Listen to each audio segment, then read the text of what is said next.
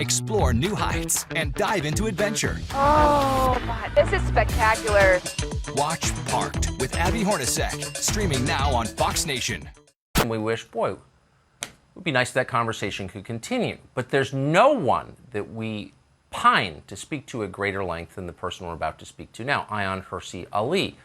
You often hear people describe themselves as human rights activists. Most of them are frauds. Ayaan Hirsi Ali actually is. She's defended human rights her entire life, free speech, the rights of women, and for that, she has been targeted for death for over 20 years.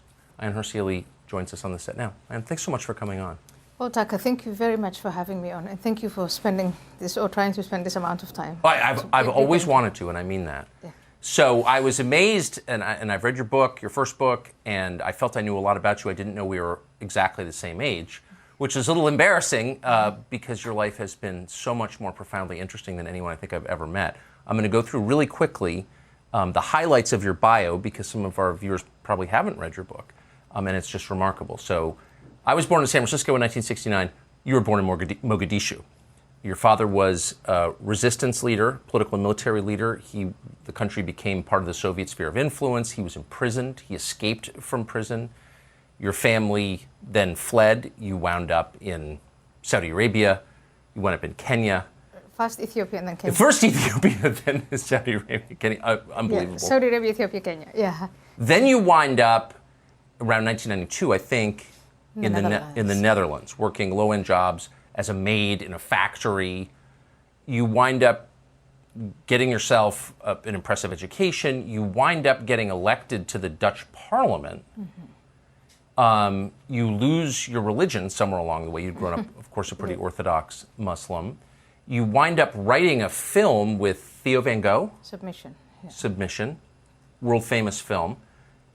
Your partner is executed on the street, shot to death, and then nearly beheaded. Mm-hmm. And you are targeted for death by Al-Qaeda. You're serving at this point in the Dutch Parliament. It's almost sort of hard to believe.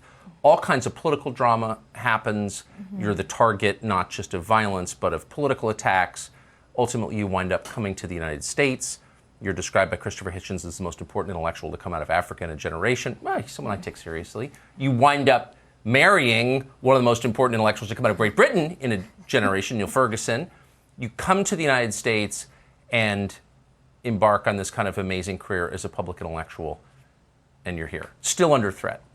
So you've written a lot about your life, and I don't want to bore you by asking you to respond to questions about it, but I have to ask you a couple. You've been under physical threat for 2 decades. Mm-hmm. What has that been like, and how has it changed you, and what have you learned? Well, first of all, when you tell the story the way you told it, it's like, oh, and then you wind up doing this and you wind up doing that, and it's kind of like, oh my gosh, it's almost like a Dr. Seuss story, You wind up in the Dutch Parliament? Yeah, it's pretty. Yeah, you learn 6 languages. Something else, amazing. Yeah. So it's not like that. It is, in real life, real time experiences. There are sacrifices. There is pain. There's confusion. Confusion in terms of feelings, confusion in terms of morality, confusion in terms of belonging, identity, all of these things. Yes. I was born and raised as in a clan context. My father's clan was paramount. That's the context that I was born into. That's what mattered the most. And then we go into nation states, and then I become a citizen of different countries. So there's a great deal of confusion, a great deal of feelings, and then when you get into the reason why I have threats and I have security, that has to do with my religion, or rather what used to be my religion. I was born and raised a Muslim.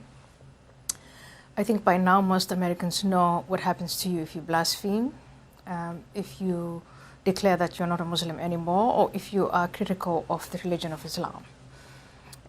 You have self-appointed individuals by the thousands, by the hundreds of thousands, who feel that they are going to correct what they think is not only sinful, but a smear to the religion, to the community, to the tribe, etc. And so, 2001, I think again most Americans know what happened. I hope most Americans know what happened when those planes hit the Twin Towers, and then there were 2 planes, one on its way to Washington, D.C. To destroy the White House, and then the other one ended up destroying a wing of the Pentagon. A lot of us were shocked by that. I lived in the Netherlands. Where were you when that happened? I was in the Netherlands. I was in Amsterdam. I was working at the think tank, the Wiedi Beckman Stichting. That's the Wiedi Beckman, named for that individual foundation. It was a social democratic, so center-left ruling party at that moment. And we were all gawking at these enormous screens that were set up for an election that was about to happen. But instead of watching the election, we were watching the Twin Towers come down, and we were all trying to make sense of it, like you were. Most people who were alive at that moment were trying to make sense of it.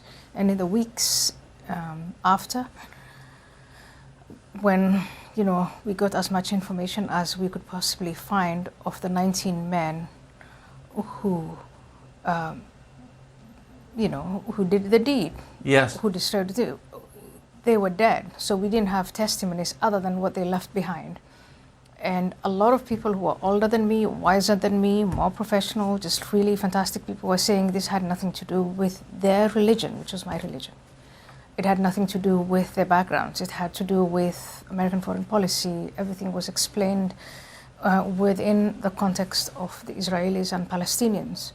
Now, the Muslim world is about 1.5 billion people, 1/5 of humanity. I think most of us who grow up in Muslim countries, we know of the Israelis and the Palestinians, but in our day-to-day life, they don't feature that much.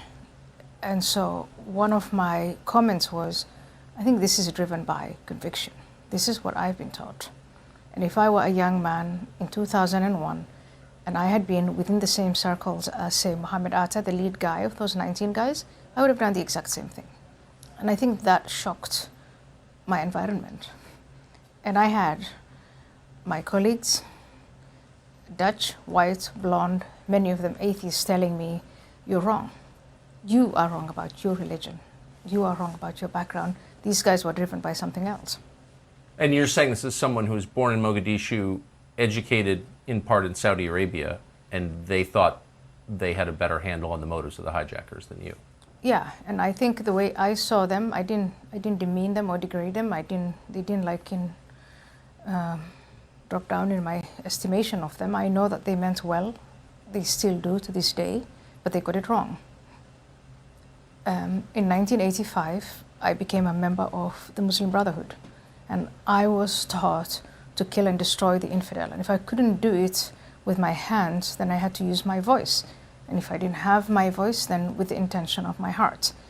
The ultimate goal was the exact same thing, which was we have to bend the world to the rule of Islam, and only then will we get to the hereafter, and people like us who are pious would then also go to paradise. So for me, that was my first moment of what Professor Samuel Huntington called a clash of civilizations. So you articulate this, you say this out loud. How does it change your feelings? Were you at that point an observant Muslim? Did you think of yourself that way? I thought of myself as a Muslim. I wasn't observant, I have to confess. I wasn't praying, I wasn't covering up. I was living with my Dutch boyfriend. I was drinking. I Yes. was violating, the day-to-day rules of being a Muslim. But I was steeped in Islam. I was steeped in the Hadith. I was steeped in the Seerah, which is the biography of the Prophet Muhammad. I was steeped in the Quran. I had learned much of it by heart. So I knew exactly what I was seeing. And I felt it was very hard for me to explain it to my fellow Dutch citizens, my colleagues, my friends, whom I loved and respected, and I still do. And I didn't want to diminish them in any way. I just wanted to say, you're wrong. Yes. And I think for me, this is back in 2001, I found a side of Western society which was surprising to me, which was actually, even though, by law, you look at the various constitutions in Europe, and we talk about free speech, and it's okay to be wrong, and it's okay to discuss, but there are things that you really can't say, you can't, veer away from. Yes. The orthodoxy of the moment. You have to stay within certain prescribed limits. Yeah, and that was surprising. That was to me, to this day, it's now beyond surprising. It's, Europe is supposed to represent, for Africans at least, so Yes. you have to look at it from my perspective. I'm coming from Africa, I'm coming from Somalia, I'm coming from the Middle East, and I think, my gosh, they got all this right. And so I make a statement, an assertion, and I think I have supported my assertions with evidence, and I'm told, sorry, you're leaving your lane right now. And that was weird. That was a very weird feeling, and it still is to this day. Where do you think that comes from? I guess it's human. I think humans are by nature superstitious. Yes. And I think that what confused me was that I was in an environment where reason was highly regarded. Everything was driven by reason. The buses came on time, the trains came on time. Nothing in the Netherlands happens without experts. Just science, as broad as science gets, as deep as science gets. The Netherlands is 6 feet under sea level. To keep it afloat, you have to maintain the dikes. That is how invested Dutch society is in science. And then to have this, well, now science is no longer important. Right now, we're channeling this sentiment, and if you want to be part of who we are and what we are and a part of our social circle, you have to ditch science for the moment. In the United States? This is in the Netherlands, but the United States is actually in some ways worse. In the United States, and here I'm taking the Netherlands, which is a teeny tiny country in Western Europe, where they are very much oriented and devoted towards science, but there are exceptions. When we get to, I think in the United States it's all about race. Yes.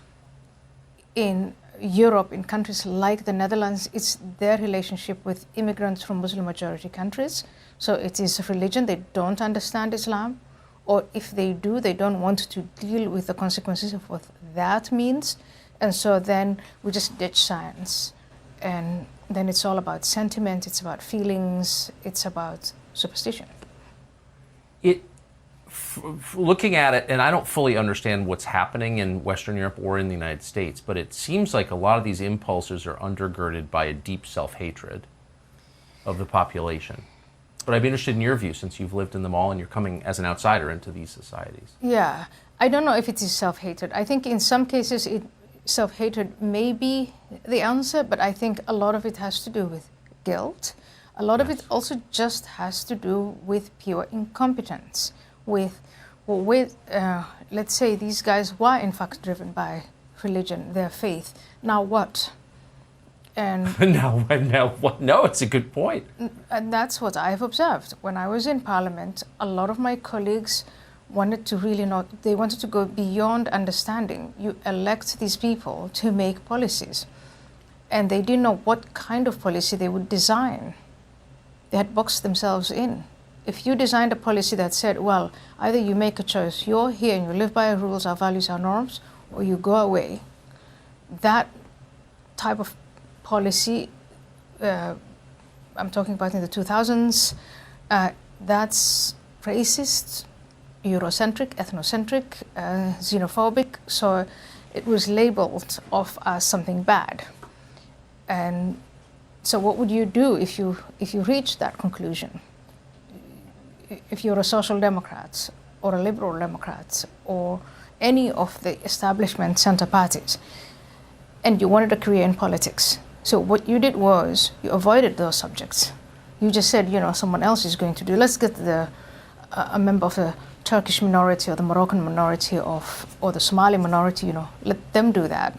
And they would do something else that would enhance their careers. Now, is that incompetence? I don't know. It's avoidance of a sort. Yes. So it's not always self-hatred. I think maybe it is a narrow, selfish. They just didn't want to deal with these problems, and it hasn't changed that much.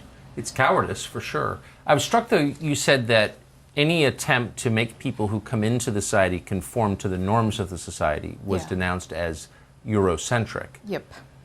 But wouldn't a European country, by definition, be Eurocentric and want to be? Yeah. That's if you are a student of logic. But if you're a politician who wants votes, and in the case of the Netherlands, you want it from the 4 larger cities, Amsterdam, The Hague, Utrecht, Rotterdam, and at that point, about 40% of voters are from Muslim majority countries or the children of, then your narrow self-interest is not to follow the book of logic. A different type of logic applies, which is, I want these votes. And so I'm going to go and parrot these things that I'm supposed to be a religion. Islam is just like Christianity, it's a religion of peace. It's not a threat at all. These 19 men who brought down the Twin Towers, or the ones who attacked the trains in Spain, or the ones who later in 2007 attacked the public infrastructure in London, all of these guys are mistaken, they're stupid, they're mad, they have mental health issues. We're not going to say anything about their religion because that doesn't get you any kind of votes. It puts you exactly in the same position that it has put me in, where you get threats, where you get ostracized. So why would you pay a price that high to get what? You're describing a flaw within the democratic system, I think. Yes. So you grew up in very non-democratic countries, of course. You move to the West, you get elected within a democratic system. You don't just vote, you actually get voted for. Yeah. So you've seen it from both ends. What questions do you think your experience raises about democracy and its long-term prospects? Well, it raises this separation between the constituencies. So you go to the voters, the people who elect you, and they say, we elected you because you are voicing the issues of concern to us. Yes. How our neighborhoods are affected, how our schools are affected, how our infrastructure is affected. You are voicing that. We elected you to do that. And then you go to the senior people within the political party and within the walls of parliament who say, shut up, or shut up for a while until we get the votes. And then they get the votes and they move further towards this. Back then we had names for it: cosmopolitanism, moral relativism, multiculturalism. Today in the United States, I think the label that is widely used is identity politics. Yes. There's the word woke that's going around. But I think identity politics, if you look on both sides of the Atlantic, that would be what applies, because there's the identity, the Mexicans or the Hispanic vote, the black vote, that this vote, that vote, you have to pander to that. And so sending me to go and talk to my constituents of the Free Market Party in the Netherlands, where they say, hey, you are to articulate the problems that we face. We don't like this type of immigration. We think it's unplanned. We think it's mad. We want you, when you go to Parliament, to voice our concerns. What was said through to me was, shut up. So why would I continue being a member of Parliament if I'm being told by the party that brought me within that political mix, and I would have to go back to my constituents and tell them, ouch. Can you have a democracy in a country where you don't have large groups of people who have much in common with each other?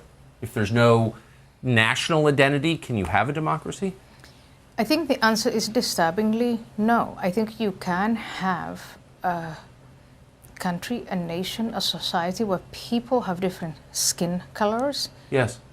People are different ages, they have different means of income or no income. You can have that and can be successful. And there are countries like that that are successful, that have that kind of diversity. But you do have to have a common glue. You do have to have what the Americans called the creed. My friend and colleague Charles Murray, and I hope you have him here, I hope so too. So much better at articulating this than I can do. But that is the point. The point is, America wasn't really ever about someone's skin color or someone's particular religion or someone's particular inclination. There was this creed that was made sacred in the Declaration and the Constitution. So when black people in America were subjected to slavery and all sorts of humiliation, they were able to waive those documents to fight for their dignity, their equality, their freedom. That's a unique thing. That's what I try to tell Americans. You don't have that in Somalia or Saudi Arabia or Ethiopia or even in any of those European countries, right? It's unique to America. Now we're being told, ditch that and make your skin color the source of all truth, equality, dignity, whatever gives meaning to it. My skin color has always been the most superficial thing for me about anything. Now, I can say that because I grew up in countries and in continents where my skin color is irrelevant. Everybody's black. Everyone was black most people were black in Somalia and in Kenya and so on. When we were in Saudi Arabia, we were discriminated against by the Saudis, by the Arabs. We were regarded as slaves. We were diminished, and they did say that because it was our skin color. But I lived there only for a year, so it didn't leave a lasting mark on me. I never thought I was a victim of anything because of my skin color. And in the United States, here we are in 2021, and all we can do is obsess about our skin colors and our gender and other biological and immutable characteristics that none of us can actually do anything about. Well, that's the key point about it. I want to ask you where you think we're going here, but I just want to go back just for a second and ask you about Theo Van Gogh, your partner in the movie, who was murdered. That was a story that a lot of us in the United States watched carefully, were shocked by, murdered on the street in the Netherlands. Right. What was he like? So I think if he were alive today, he would find it, for him to be called my partner. This guy was a filmmaker, really accomplished, an artist. He used to call himself the village idiot. He's the kind of guy who makes sure that he holds Dutch society to its vowed or avowed principles. He approached me. He said, I voted for you. I want you to carry on articulating these things. We have immigrants coming in from Muslim countries, Morocco, Turkey, Somalia, the former Yugoslavia, which is Bosnia, and so on. And he said, I would like to welcome all of these people, but there are certain principles we don't want to give up, such as women's rights, for instance. Right. I had articulated some of those, the attitude towards women in Europe, in the Netherlands, versus the attitude towards women where I come from. And I said, if we emancipated these women, I think that would be a good thing. He said, I'm an artist, let's do something about that. So I took these verses from the Holy Quran, and I said, here's the verse that says she has to cover herself. Here's the verse that says she has to be subjected to 99 lashes for committing adultery. Here's the one that says she has to be forced into marriage. He said, I'm going to take this. He asked me what I wanted to do with those, and I said, I didn't want to actually engage human beings in doing this. I had approached museum leaders to say, can we get mannequins where we write these verses on the bodies of, we would write them on dolls. Yes. And we would have them sort of emote, when you're flogged, you have the lashes and the bruises, yes, and you look like you've been flogged. And he said, why don't we instead get actresses? I'll be the director of that. You just give me the verses. And he did it in that 10-minute film submission. And there were two interesting reactions. One was expected. I expected it, and so did he, that the Muslim community in the Netherlands would be upset. What we didn't expect, maybe he did it more than I did, was that the Dutch leadership would act or pretend as if they were just as upset. And so a young man from within the Muslim community came around and said, I've had enough. I'm going to defend the honor of the prophets, of the Quran, of Islam, and go after Theo Van Gogh and kill him. He was going to come and kill me too, but I had state protection. And they tried to come, and they couldn't get to me because I was protected. Theo Van Gogh was not. That is physical protection. And in itself, that's a statement. I think that's right now where France is at, where the UK is at, where school teachers are saying that they want to talk to kids who are from diverse groups, many of them Muslims, about the value of freedom of speech. And some of them are showing the cartoons that were published in the Charlie Hebdo magazine or in Denmark.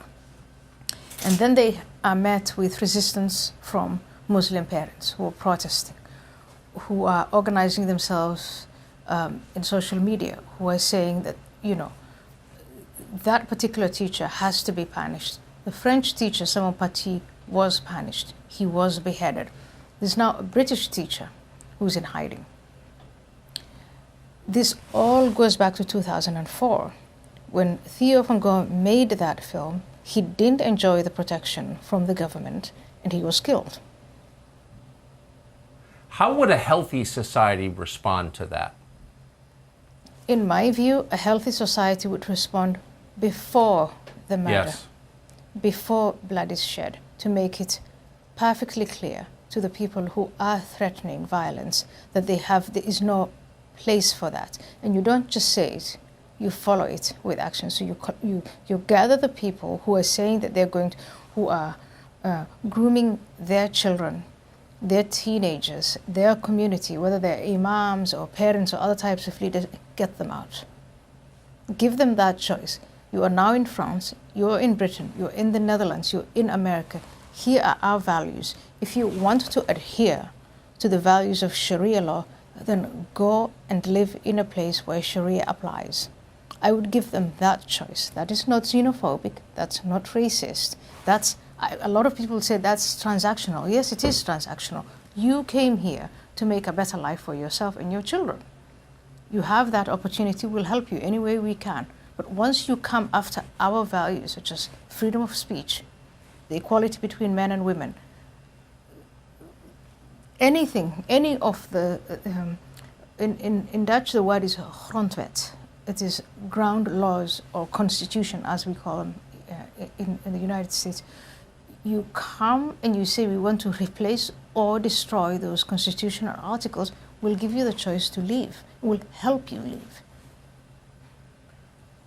I notice occasionally, and I notice it with Congresswoman Ilhan Omar, whom I don't know. Yeah, and I don't know her either. Let's just put that. I don't know her. She has a story that I think most Americans are proud of. She was languishing in a refugee camp, I believe in Kenya, and was brought here by, I think, Catholic aid organizations, and grew up here, and she's clearly smart, and she's been successful. But in this country. But there is a hostility that she doesn't hide toward the United States. And I disagree with her politics, but it's deeper than that. I look at her and I think, why are you mad at the country that rescued you? And she's not the only one. Yeah. I feel like maybe it's our fault. We clearly haven't done a very good job as the host country. But where do you think that hostility comes from? Well, it comes from the teachings of, and again, there I have to agree with you, unfortunately, that it is our fault. Yes. It is the fault of American teachers. She came to America. She went to school in Minnesota. She socialized with organizations, read the newspapers, watched television. And I see to this day, I've got to protect my own children from that kind of message where our country is systemically racist. All it did, the only story, the only narrative we had is what went wrong and what was bad.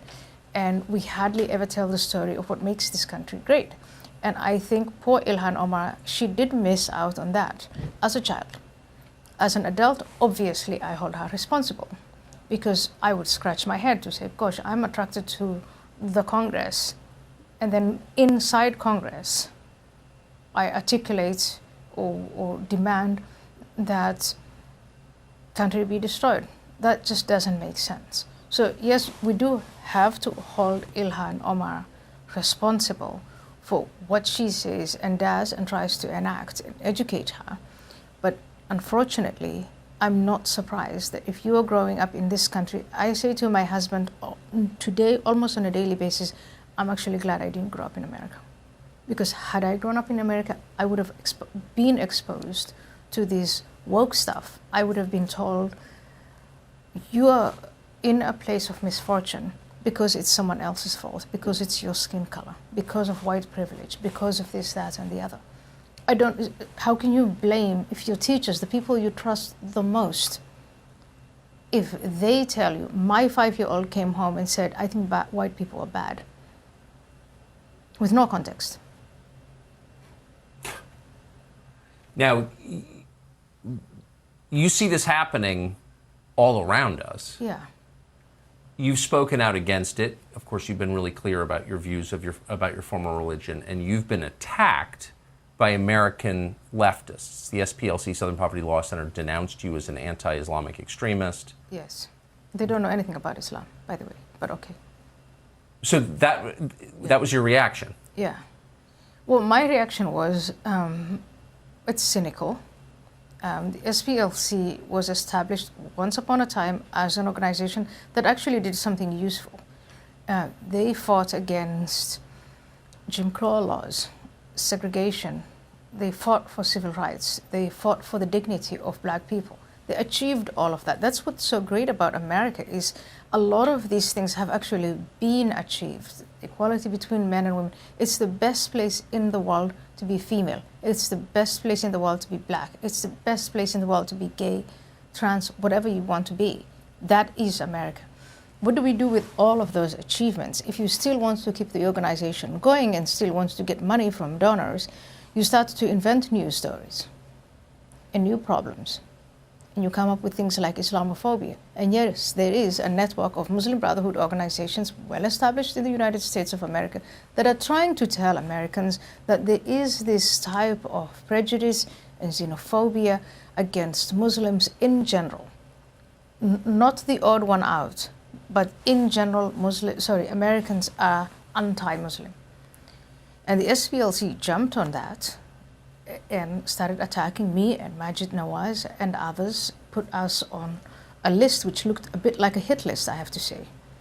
Because if you are on that list, you make it very easy for those people who may not constantly be making their own lists to go after you. So in many ways, they're sinister, they're wrong, they're corrupt, and the corruption is trying to take people's money, vulnerable people's money, to pretend that they're fighting for something that they're actually not fighting for. Is it disturbing to you? I mean, I assume that it is, to see the SPLC, which is a hate group with extremist views. Cynical views. Very cynical views. Yeah. Become more powerful. I mean, they were at a congressional hearing the other day about, getting extremism out of the U.S. military. I mean, they are now at the center of corporate life. Corporations rely on their judgment to decide where to spend their money and who to hire. I mean, what do you make of that? I think that is where we go from, oh my gosh, people are being naive and innocent and ignorant, to we're entering cynical territory. You just need some kind of fiat from the SPLC to tell you can carry on with your supply chain, maybe abuse, modern slavery. You don't want to be asked any of these questions. And so as long as you have that stamp from the SPLC, then what was it, Ben and Jerry's and the ice cream, and with the tragic killing of George Floyd, a very complicated story. Yes. To abuse that story and then cover up, because you don't want people asking you about what is hiding in your supply chain. In an economy that is totally globalized, you can answer for what happens inside the United States, maybe within the borders of other liberal democracies where there are laws that protect laborers, but beyond that, you just go to the SPLC. Or if you're selling a product, as Ben & Jerry's is, that actually kills a lot of people. Well, exactly. And I say this as someone who loves Ben & Jerry's and shouldn't be eating it. Yeah. It's a great ice cream. That's its problem. I mean, how many people have died from eating Ben & Jerry's? A lot. More than have been killed by the Minneapolis Police Department, that's for sure. Well, but one way of saying that, we want to carry on selling our products. So this is, again, for you and me and other conservatives, classical liberals, it is, and this is, I think, what makes classical liberalism, conservatism in the United States of America, what puts us in a bit of a pinch is we do have to acknowledge that there are aspects to capitalism writ large that in fact have these unintended consequences. And I'm not an economist. my master's was in political science, but we did engage with a great deal of the unintended consequences of capitalism. What do you do about that then? That is what the conversation should be about. We're not having those conversations. We're hiding between NGOs, non-governmental organizations like the SPLC, to be the moral arbiters, and then we can carry on just making our bucks. We talk about inequality, but we make more money, those of us who make tons and tons of money. We talk about the environment. Nobody's, the people who, you'll have someone like Al Gore, totally respectable, sit here and preach like a Southern Baptist preacher about the environment and then jump on his private jet. That is, I think, what you need to call out. And if you call that out, you can, at this moment in the United States, be sort of pressured into a corner. But what we need to see happen is a lot of people call that out and say, that's cynical. The SPLC serves that cynicism. They get these donors' money. And it's not only the SPLC. I'm familiar with the SPLC because they've taken me on. But there's so many of these so-called non-governmental organizations that are pretending to be defending the vulnerable, the rights of the poor, black people. They're fighting against racism. They're saying they're doing all of these things, but in fact, when you dig deep into it, you go beyond the surface. Have you been on the website of Black Lives Matter? I have. What do you find there? Call for the destruction of the nuclear family. Exactly. The one thing we know for certain causes inequality and poverty and human suffering. For all people of color. Of course. It doesn't matter who, what color skin you have, but for all people of color, all human beings, that is what causes and keeps them in poverty, especially African American. That's what they want to abolish. They want to give the state, the government, powers that none of us have ever seen before, except obviously in places like the Soviet Union or Venezuela. That's the sort of thing that they're calling for. They're calling for trillions and trillions of dollars in spending to do what and who's going to spend that money. No one is supposed to ask those questions, because if you ask those questions, you are racist. What do you make of someone like Robin DiAngelo, one of the best-selling authors in the country? I've compared her. I've said that she is to our culture was what Bernie Madoff was to the financial sector in 2008. Really? It's a big scam. I will say to you, this is Robin DiAngelo's position. Tucker Carlson, you're white, you're racist. You oppose that. You say, I'm not racist. And she says, well, that's white fragility. So you have that type of circular reasoning, and young people are falling for this. Yes. And white people are falling for this, and black people everybody is falling for it. My grandmother couldn't read, she couldn't write, she was very superstitious. But this is superstition, this is one of the most advanced, sophisticated, superstitious frameworks I've ever seen. It is pure superstition. It is just to make you feel bad about yourself and not ask her any questions. And meanwhile, as she denounces capitalism, she takes all this money and she is leading the life of a very comfortable middle class or wherever she lives, I don't care, which, take the money of the gullible. Just tell them they're racist. And that's exactly what's happening.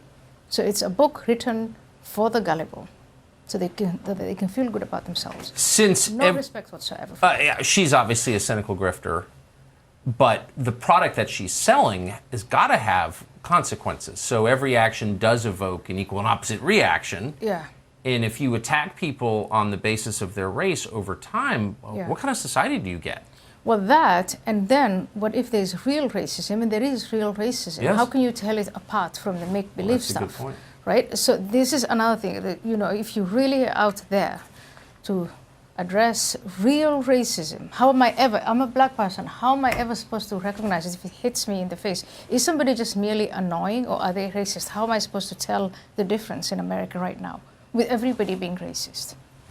Well, and then they go beyond that. It's not now only white people who are universally racist, also black people who say, but I haven't experienced any kind of racism, and I think that America is great or anything. Well, that's internalized racism. So we are all, as a population of 300 and what, 50 million people, we're all patients of mental health issue. You're either racist or you're a victim of racism, but you don't know it, and we should all just go into what kind of therapy? What is it? Like, I try to follow the logic of where this is leading. Robin DiAngelo, Ibram X. Kendi. What is the logic? Where do we go from here? Well, here's the thought. If you create a system of identity politics where everything is apportioned on the basis of identity, don't you in the end get white identity politics too? Why wouldn't you? Of course you get that. And here,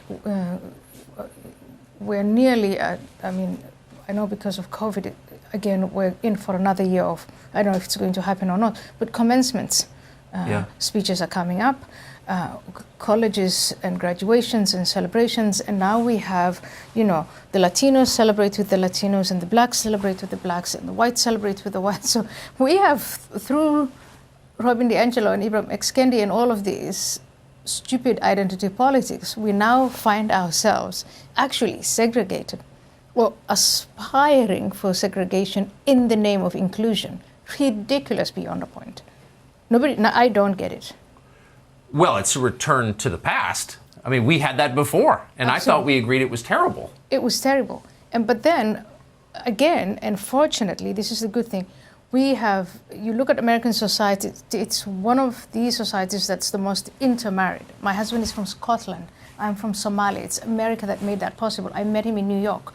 I take my kid to school, and the playmates, some of, you know, the mom is Latino, the dad is South Korean, and there's someone from India, and there's someone from where. So in a way, it's actually on the ground the most mixed in terms of ethnicity, religion, social class, everything, and yet we keep on crowing about this racism and segregation and gender and you name it. But I think it's the elites that are going on about this. People really leading their lives on the ground. That's right. I don't see much of that. How long can it last? Well, I guess until we're confronted with adversaries, and we have plenty of them in America. The Chinese have already started calling us out by saying we call them out about what they're doing to the Uyghurs. Yes. The internment camps, the mass raping and sterilization of women, committing a genocide, and they have our mouths shut because they are accusing us, the United States of America and her allies, of being racist. They're bringing Black Lives Matter into it, and they're saying, how dare you talk? How can you talk about prejudice and subjection and genocide when in fact you're guilty of it? We've put ourselves in a corner where we can't, where our Secretary of State today can't say, you know what, we're not going to have this. But it only works because that is our kryptonite. Or a reference maybe didn't grow up with, but that's the, you know, the one thing that makes us melt is being called racist. And I wonder at what point people who really aren't racist, I mean, I guess if you are racist, it hurts to be called that. Yeah. You know, whenever I gain weight and someone's like, you've gained weight, it hurts. Yeah. Well, I think if people are obsessing about skin color all the time, sure, maybe they are racist. I don't know. I don't. But at some point, do people just say, okay, call me what you want, but that doesn't change, you know, I don't care anymore. It's a fake accusation. It is a fake accusation. I admire you for doing that and for devoting so many of your shows in saying we're not racist, we're not a racist. We have problems. We do have. Well, I quote Martin Luther King on the air, and they call me a white supremacist. So I think, okay, you know what I mean? At that point, I don't. You know, who cares? Who cares? That's how I feel about it. And I think that is where the more Americans find out about identity politics and the underlying philosophy of identity politics, the more they dislike it. You look at this phenomenon called cancel culture. The more Americans find out about that, the more they dislike it. You take people's livelihoods away on a whim just because you don't want them around or because they don't subscribe to your stupid ideology.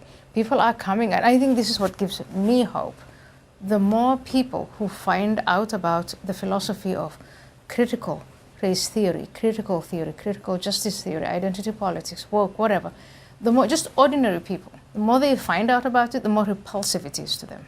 Yes. And that was the same for me. I had very little knowledge of it. And then I read Ibram X. Kendi's book, and I read Robin DiAngeli's book, and I thought those were the most disgusting works that were ever published. And they should be called so, and they should be called out. And a lot of people feel that way and see it that way. We just go about our daily lives because we have daily lives. We're not organizing to say, okay, but I think it is now time to organize and say, we do need to rescue the education of our children, preschool, K to 8 to 12, universities, and beyond. I sit around tables where people are saying, I've been forced to hire someone because that's what the diversity rules say. I have to do that within a limited amount of time, and I can't find the specific, color, gender, you name it. But if I just hired someone because they're female or black or whatever, I would have to deal with the consequences. And sometimes the consequences might be that airplanes fall out of the air, or large numbers of people die because somebody who's supposed to be an expert actually is not and was hired because of diversity rules. Now, I'm not saying, neither are you, nor any other person who's sane and rational and compassionate, that we shouldn't, there should be all male, all white subsets of society. They are for a reason. I hope we can then invest the time, the money, and the effort, what it takes to actually make those segments diverse. But from one day to the next to say, now we're just going to have a black person or a white person, female, whatever you want, I think that's not going to work. It's going to frustrate a lot of people, and it's going to cause more racism, real racism. Real racism. Yeah, I agree with that. Real racism, because Completely. people are going to say, oh, that's just a diversity hire. You say that people need to organize in the face of this. You perceive this as a real threat to the future of the country, to our children. Yes. It's not just annoying, it's dangerous. Yeah. When you say we need to organize against it, that's the one thing that nobody has done. There's been a lot of complaining. I specialize in it. But you haven't seen any new power center emerge to take this on and rescue the country from, honestly, guaranteed destruction. I mean, this isn't going to work. We know that. So how do we do that? Not yet. It's emerging. Because, look, we look in the United States of America, but also in other Western societies, the framework is left-right. Now, this critical race justice theories, the woke identity politics, this is emerging from the left. We understand a right-wing extremism. We're prepared for it. We can look it in the face. And I think we do that because we've all been immersed in the lessons of the Second World War and what led to, remember, white supremacy, all of Right. that. We get it. The Nazi model. The Nazi model. What we don't get, I think, to a certain degree, is the far, far left extremism, which is all, it is shrouded in compassion and good intentions. And it's about looking up, just the word justice. Who is against justice? Who is for injustice? So just through the manipulation of language, they get the buy-in of everyone, including the right, center left, everyone. Are you against injustice? I mean, are you against justice? Are you for injustice? No one is for injustice. And so I think it is going to take us a bit of time and focus to understand that manipulation of language, power and politics, culture, the relationship between men and women, the relationship between majorities and minorities. When the threat comes from the left, it is going to take us quite a bit of time because life goes on. We're having our old conversations about how much government, a little less or a little more, or where in the middle, that still goes on. And yet, these extremists from the left are creeping into everything and taking over everything, including the military these days. Yes. So I think I understand the sense of alarm and urgency you feel. I have it too. But I think in our society, we can only move forward if we expose stuff. So at first I thought, after watching a few YouTube videos of D'Angelo and listening to it, I thought, this is just rubbish, you know. I had no patience, no time to read it or follow it. Once I understood the actual threat, that's when I thought, okay, I'm going to read the whole damn book. And I'm going to look at the influence she has, and I'm going to talk to people who've been influenced by her. That is white, mostly middle-aged women. I'm a middle-aged woman. So my friends are middle-aged, right? And I talk to them, and they start telling me about trying to educate me on the prevailing racism.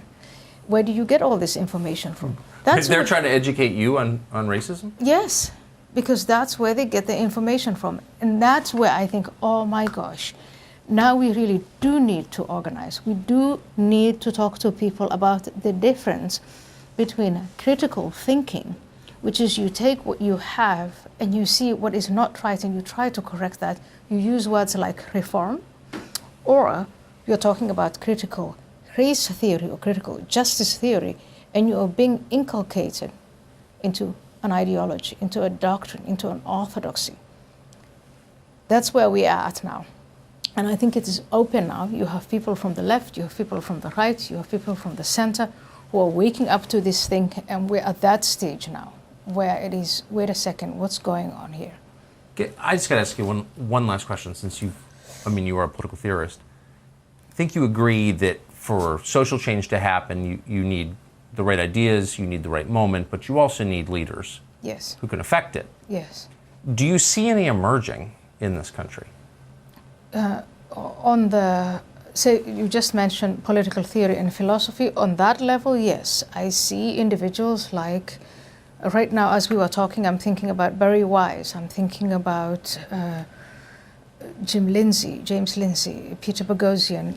We've put this group together called FAIR. There are a lot of people who are organizing. There are those who give the money, there are those who give the time and the effort, and then there are those who think, the thought leaders who are saying, this is what you're looking, this is what you're seeing. And then in the media, and I have to say, Taka, that to me is the most baffling of institutions right now in the United States of America. The media? The media, yeah, and I don't mean to offend you. By baffling, do you mean loathsome, disgusting, repulsive? I mean, it is. It's your chosen profession. I don't want to offend you, but right now, there is almost, it's almost like there's no press. Yes. It's, you know, there's a newspaper in Kenya called The Nation, which is under-resourced, but in terms of the critical work that The Nation does in Kenya, it's better than the entire United States press put together. I believe it. I mean, like, it's you're supposed to speak truth to power, you're supposed to criticize power, you're supposed to be unveiling these things, people who are seeking to get to a place of power through corrupt means, and our press is just not doing that, or a part of it, with exceptions. Again, no offense meant, but the most baffling institution in the United States to me is our press, our free press, which is voluntarily not free. That is a wonderful way to describe it. Yeah. I mean, I don't think you can have a functioning democracy without a functioning press. Yeah, and our press is not functioning. And part of it is because these institutions were disrupted by, I guess, the internet, social media.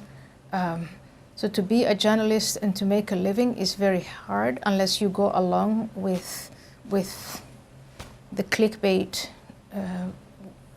excuse my language, but the stupidity of it all. It's just a stupid, blind way of making money, but then you're not doing what you are supposed to be doing. And so now you have a free society with no free press, and that's something entirely new. A free press that is voluntarily not free. That is voluntarily not free. Yeah. I'm going to steal that line. I hope that you stay in this country. I know you've lived in many countries. I hope you stay in this one and fight for it. Well, thank you. I have my children, so I have a vested interest in fighting for it. I have my friends. It's the country that's given me the dignity and the life and the wonderful, wonderful circumstances I live in. And so I have every reason to fight for it, and so do you all. You've given an awful lot back. Ayaan Hirsi Ali, blessed to have this conversation. Thank you. Thank you, Tucker. Thank you for having me. And thank you for watching or listening to Tucker Carlson Today. New episodes every Monday and Wednesday and Friday on Fox Nation. Of course, we'll continue to be live every evening, 8 p.m. on Tucker Carlson Tonight, Fox News Channel. We'll see you there.